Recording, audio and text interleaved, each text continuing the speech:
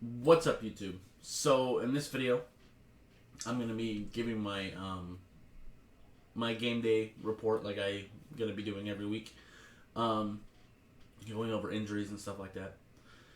So obviously Tua is going to be out this game. That just is what it is. Um, by the way, I can't stand the way the media. I'm not sure if it was the media that reported that he just had bruised ribs at first, or if our medical staff misdiagnosed it. I'm not sure which is the case, but either way, someone needs to be in trouble for that shit because it's happened multiple times to the Dolphins now. It like we've had false reports for the Dolphins many times.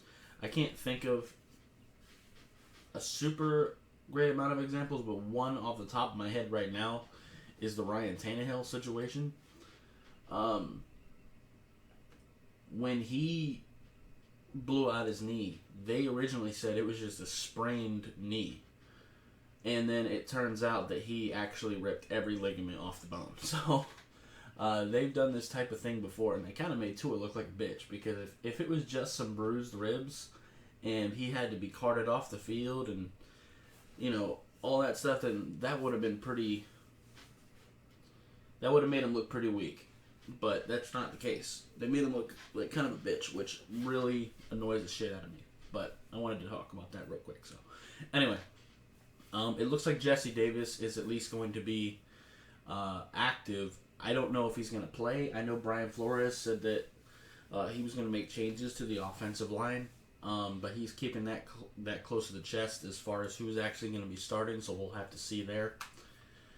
Looks like Jakeem Grant is good. Devontae Parker, Emmanuel Ogbah, which is great because we're going to need him for sure. Preston Williams. So they're all good to go.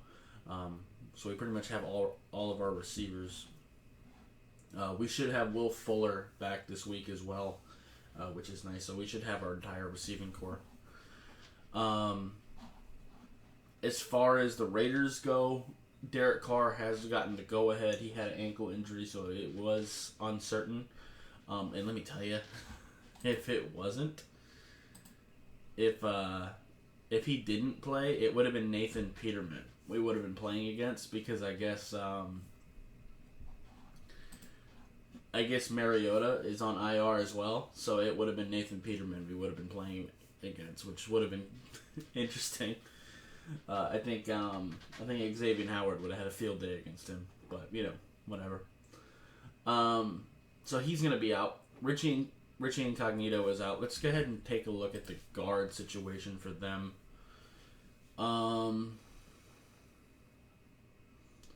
They got Jermaine starting. Oh, we can exploit the shit out of that.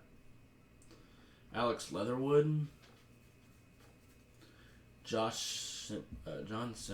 Interesting. Okay.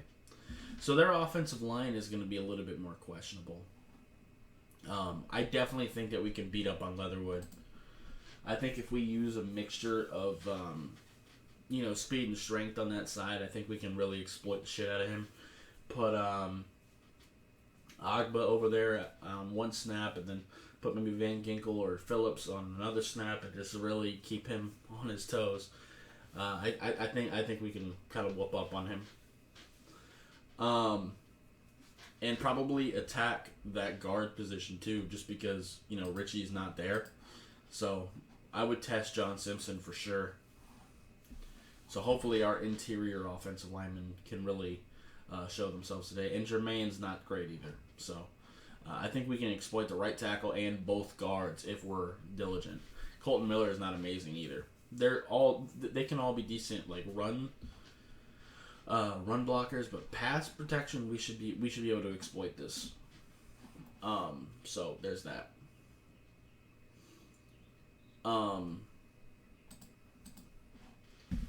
Josh Jacobs is looking like he's going to be doubtful. I don't think he's going to play, which does help us out quite a bit. But Kenyon Drake and Peyton Barber can both be pretty good power backs as well, and they are a power run team, so it is still going to be a thing that we're going to have to contend with. The Steelers definitely seem to have some trouble with it, so we've still got to keep that run game under wraps. So we'll have to we'll have to be careful with that. They have a couple of safeties out, and Jonathan Abram was banged up a little bit this week too, but he's going to play. So there's that. Carl Nassib is good to go. Let me check both teams for the C word that I don't want to say in a video and get hit for it. Alright.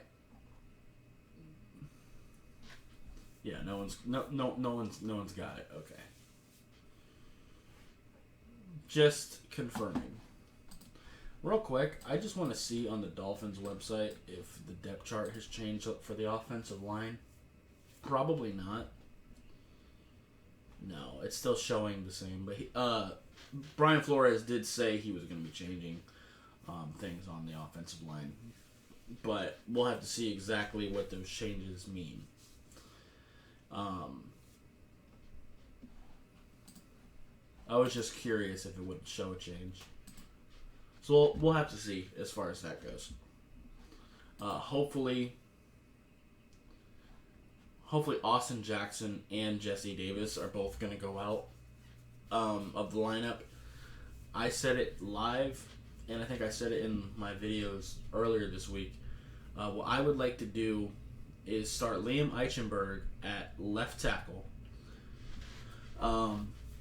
Especially if we're going to be starting Brissett. Then I would put, because he's right-handed, so I want to protect the left side. Then I would keep Kinley right where he's at, keep Dieter where he's at, but then slide Robert Hunt to right tackle, and then start Robert Jones at right guard.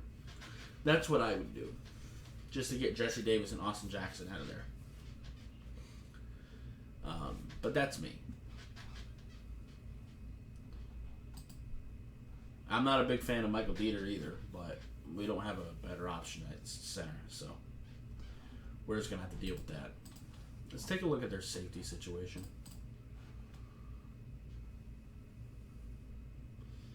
Yeah, they're fine. Yeah, they got hella safeties. I forgot. Yeah, they did draft Morrig. And Tyree Gillespie. Yeah, they're good. Yeah, they're definitely good as far as safety goes. Yeah, this defense is a little bit scary. Ngakoue, Solomon Thomas, Max Crosby, Jordan, man, Hankins can be a bit of an issue. Yeah, that defensive line, Malcolm Kuntz, who I did a video on, that's a little bit scary. They got Kenyon Drake doing kick return. I would definitely have Henry Ruggs doing that instead. But yeah, I think this matchup is a little bit scary because, like I said, our defense is our biggest strength. But if that defense does have a weakness, it is power running, and the Raiders do that very well, even without Josh Jacobs.